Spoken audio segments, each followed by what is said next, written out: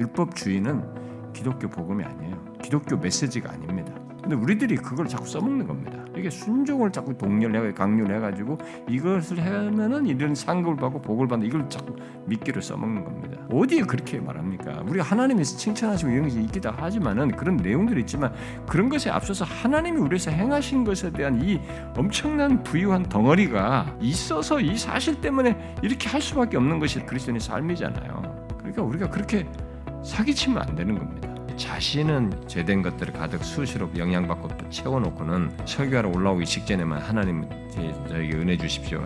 그건 하나님을 기만하는 것입니다. 이 설교는 내용의 준비 못지않게 이것이 있기 이전까지 내가 어떤 것으로 이렇게 채워져 있는지 그리고 삶이 뒷받침되는지가 굉장히 중요하게 연관되어 있는 거죠. 그래서 자기가 전하는 메시지와 내가 갭이 없어야 돼요. 내게 확신한, 내가 감동한, 부인할 수 없는, 말하고 싶은 이 예수 그리스도와 그의 십자가를 말할 수 있어야지 자기가 감동도 없고 여기에 대한 이해의 깊이가 부유하지도 않은데 이렇게 갭 있는 얘기를 떠들어대면 나이스한 강의는 될 수 있어요. 그러나 성령께서 역사하시는 말씀 선포는 안 됩니다. 자기에 의한 이 증거에 의해서 일어날 것처럼 생각하면서 어떤 포인트 하나의 이것을 과도하게 밀어붙여가지고 그렇게 해서 사람을 회개하게 시키겠다고 하는 이런 시도를 하는 것 자체가 벌써 율법적 회개를 조장하는 겁니다. 이 부분은 성령의 영역이에요. 나는 도구인 것입니다.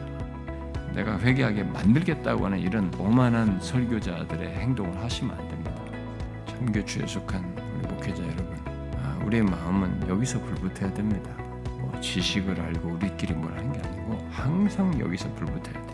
그렇게 도와달라고 주님께 구하면서 주님이 주시는 감동으로 이 감출 수 없는 사실을 말하는 겁니다. 다 필요한 영혼들이에요. 그들은 그거 듣고 위로를 얻고 힘을 얻게 되고 버티게 되고 이 죄와 유혹이 있는 세상을 이기면서 나가거든요. 그게 하나님의 백성들의 삶이고 지금까지 기독교 교회 역사입니다. 그걸 해야죠.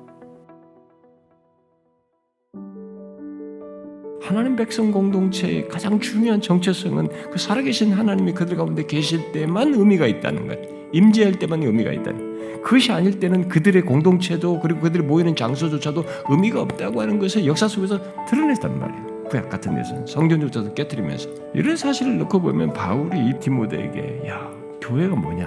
교회는 살아계신 하나님의 교회다.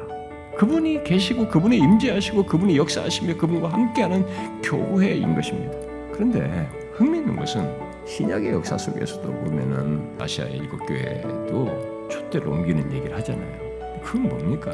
살아계신 하나님의 임재가 옮겨질 수 있다는 거예요. 껍데기 교회로 있어야 할 수 있다는 거예요. 거기서 보면 사단의 회라는 단어도 나옵니다. 이게 거기에는 분명히 목회자들이 중요한 위치에 있어요. 그 역할들을 하는데 상당히 중요한 부분을 차지하는 사람들이 목사들입니다. 근데 교회 역사를 놓고 보면요, 살아계신 하나님을 알고 그분에 사로잡혀서 진리를 생생하게 전했던 사람이 살았던 때, 그리고 그런 사람이 전했던 그 시기, 그리고 그 사람이 전했던 그 교회는 교회가 살아있어요. 하나님이 임재하여 계시고 역사하신다는 것이 증거로서 나타나요. 사람들에게 구원의 역사가 일어나고 회심하게 되고 이럴 때가 있어요. 그런데 그 목회자에 그런 것이 없으면 교회는 죽어버립니다. 결국 그런 도구로서 살아계신 하나님의 도구로서 쓰임받는 그런 증거가 있고 그런 진리와 복음에 사로잡혀 전하는 것이 있을 때에 그 시기에 그 공간에 그 교회에 그런 일이 있는 거예요. 그게 없으면 사라지는 것입니다. 여러분, 저는 이 세상을 탓할 것 하나도 없다고 봅니다. 우리의 진리에는 살아계신 하나님의 역사가 있고 몇 사람이 모여도 살아계신 하나님의 교회됨을 가질 수 있는 이 특별한 우리예요. 진실로 살아계신 하나님입니다. 우리들이 사역 현장에서 그걸 생생하게 좀 알고 경험하면 좋겠습니다. 아무 일에든지 부끄러워하지 아니하고 살든지 죽든지 내 몸에서 그리스도가 존귀하게 되려 하는 것, 이것이 바울의 고백이고 원함이었는데, 저는 이 질문을 우리에게 한번 해봐야 되지 않을까 싶습니다. 목회자들의 모임이 많잖아요. 한국 교회 안에는 목회자들의 모임이 많습니다. 뭐 생존을 위해서든 교회 성장을 위해서든 또 뭔가 배움을 위해서든 모임들도 제법 많이 있지 않습니까? 그러나 저는 우리 목회자들이 좀 이렇게 모임을 가졌을 때는 그리스도 안에서 갖는 좋은 교제 관계를 갖고 또 목회에 대한 고민도 같이 나누고 기도하고 뭐 이런 것도 당연히 뭐 있어야 되겠습니다만, 저는 그런 모든 것의 중심에 우리가 사람 냄새 나는 것도 아니고 또 어떤 한 특정인에 의해서 또 그 사람을 중심으로 한 모임도 되어서도 안 되고, 또 지나치게 어떤 하나의 색채, 컬러를 드러내면서 우리는 뭐 개혁주의니까, 뭐 우리는 뭐 청교도니까 라고 하면서 그 모임의 우월감을 드러낼 것도 없고, 정말 우리가 정상적인 게 목회자의 모임이고 우리가 같이 정말 하나님 앞에 진실하게 목회를 하고자 하는 고민을 하는 우리들이라면, 우리들의 모임 속의 그 중심에는 이 바울이 오늘 본문에서 말한 것 같은 이런 고민이 있어야 되지 않나, 이런 갈망이 있어야 되지 않나 하는 생각을 하게 됩니다.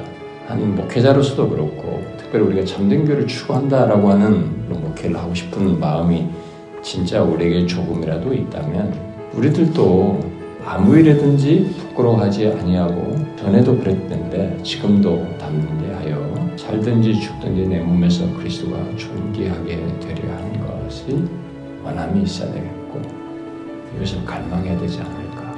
어떻게 생각하십니까? 저는 질문을 그냥 던지고 싶습니다. 과연 우리들이 정말 목회자로서 특별히 참된 교회를 추구하고자 하는 소원 속에 이런 갈망이 있는가? 이런 고민이 있는가? 우리가 무엇을 위해서 열심을 내고 있는가? 사역을 하는 것에서 우리의 관심과 고민과 원함이 무엇인가?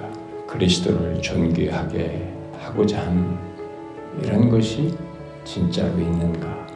나의 모든 삶과 사역의 동기와 중심, 또 나의 원함과 나의 기대와 환경이 어떻든 간에 조금 이렇게 상황이 안 좋아져도 우리는 하나님 앞에서 이 질문은, 목사이면은, 목회를 하는 것이면은 이 질문을 해야 되지 않나. 만약에 그것이 없는데도 이렇게 안정적이고 또 사역과 교회가 그래도 이렇게 꾸려나간다면은 사업을 하는 것이 아닌가. 결국 자기 사역, 자기 사업을 하는 것이 아닌가, 자기 삶의 안정을 도모하는 것이 아닌가, 어떤 직업적인 사람으로서 행하고 있는 것은 아닌가 하는 이런 질문을 우리가 한번 체크를 해봐야 되지 않나 싶습니다. 우리는 자신조차도 안정적인 것 때문에 착각하고 기만할 수 있다고 생각합니다. 그러니까 목회자의 진실한 고민과 갈망은 멈추지 않아야 된다는 거죠. 잠시라도 주 앞에 설 때까지 계속 그래야 된다. 참교추는 무엇을 고민하고 갈망해야 할까라는 이런 질문 속에서 생존과 성공보다는 또 나의 삶과 사역의 모든 것 속에서 오늘 본문이 말하는 것이 있어야 되지 않나. 그리스도가 존귀하게 되는 것이 있어야 된다. 표어도 아니고 멋지게 한번 이렇게 외쳐볼 내용도 아니고, 진지하게 내 인격 안에서, 나의 존재의 중심에서, 또 나의 사역의 내용과 활동 속에서 이게 있어야 되지 않나. 사실 하나님은 우리에게 이런 질문을 이 계시의 말씀을 통해서 수시로 하고 있다고 믿습니다. 근데 우리들이 그런 말씀들을 설교 용도로만 활용하고 내 밖을 향해서 누군가에게 던지고 전할 말씀으로만 자꾸 연구하고 작성하고 그렇게 문구를 만들고 그런 내용을 만드는 데 익숙해 있지, 이런 내용들을 진지하게 내 자신의 인격에 던져서 우리가 한번 하나님 앞에 서보는 일에는 우리가 너무 둔하지 않은가. 그리스도가 존귀하게 되려 하는 것이 정말 있는가. 우리가 정말 이렇게 그리스도를 존귀하게 되게 하려 하는 그런 삶과 사역을 갖는 것이 무엇인가라고 생각할 때, 저는 이 질문에 대한 답을 바울이 뒤에 2장과 3장에서 말하는 것 속에서 우리가 답을 얻고 우리 안에서 좀 확인하면서 가져야 되지 않는가라고 생각하는데, 바울은 뒤에 2장과 3장에서 그리스도가 자신에게 어떤 분이신지 굉장히 선명합니다. 근데 그 선명도가 어느 정도이냐면, 자신의 존재와 삶의 모든 우선순위, 이런 모든 것을 다 그리스도 뒤로 다 놓을 정도로, 잠시라도 그 그리스도와 견줄 만한, 경쟁이 될 만한 것을 다 배설물로 버릴 정도로 그 그리스도가 자기에게는 선명합니다. 자신에게 그리스도가 어떤 분이신가라는 문제가 목회자는 이것에 대한 선명성을 가져야 되지 않는가? 그걸 갈구해야 되지 않는가? 그걸 구해야 되지 않는가? 여기서 우리의 삶과 사역의 동기부여도 강렬해질 것이고 지속할 수 있는 힘도 얻을 것이고 메시지의 힘도 생길 것이고 그럴 것이기 때문에 이 부분이 명확해야 되지 않을까? 우리가 가장 많이 말하는 내용이 예수 그리스도인데 근데 우리 가장 많이 말하는 이 예수 그리스도가 이렇게 나에게서부터 동기부여가 되고 생명성을 갖게 하는 그 예수 그리스도가 아니면 그 다음에 성경을 끼고 말하는 모든 내용은 연설이 아닐까? 과연 거기에서도 생기와 생명이 있을 수 있을까? 그런 내용을 성도들이 듣고 하나님께로 향할까? 충분히 우리가 생각해 볼 문제가 아닌가 싶습니다. 정말 그리스도가 그렇게 견줄 수 없는 최고인가? 전부인가? 나의 생명인가? 그를 위해서 좋은 것을 뒤로 할 수 있을 정도로 그리스도는 견줄 수 없는 대상인가? 저는 참된 교회를 추구하는 우리들의 이 목회자 모임이 좀 우리들끼리 많이 서로 사랑하고 서로에 되게 격려가 되고 또 위로가 되고 힘도 되는 여러 가지 방편이나 관계나 이런 것들이 정말 중요하다고 생각합니다. 그것이 반드시 같이 있어야 되겠죠. 그런데 지금 말한 오늘 이 던진 이런 질문이 명확하지 않으면서 우리의 모임의 중심에 그리스도를 존귀하게 하고자 하는 이런 것에 대한 암과 추구와 갈망과 삶이 없으면서 이렇게 우리끼리만 어떤 모임의 특성을 갖고 이런 참교추란 이름 아래서 우리끼리 어떤 것을 갖는 것은 별로 의미가 없지 않을까. 그리고 주님께서도 별로 기뻐하지 모임이 아니지 않는가라는 생각이 듭니다. 설사 성도가 줄었어도 이 부분은 살아있어야 된다고 믿습니다. 그리고 이 부분이 살아있으면 메시지도 죽지 않을 것이고 어떤 식으로든 주님은 우리라는 울림판을 통해서 나라는 통로를 통해서 뜻을 이루시고 역사를 하시고 어떤 열매를 맺도록 하시지 않을까 그렇게 생각합니다. 저는 이 고민이 멈추지 않고 주 앞에 설 때까지 계속 가지면서 정말 하나님 앞에 진실한 사역자 그리스도를 존귀하고자 하는 그런 목회자 참된 교회를 추구하는 목회자로 우리가 계속 있으면 좋겠습니다.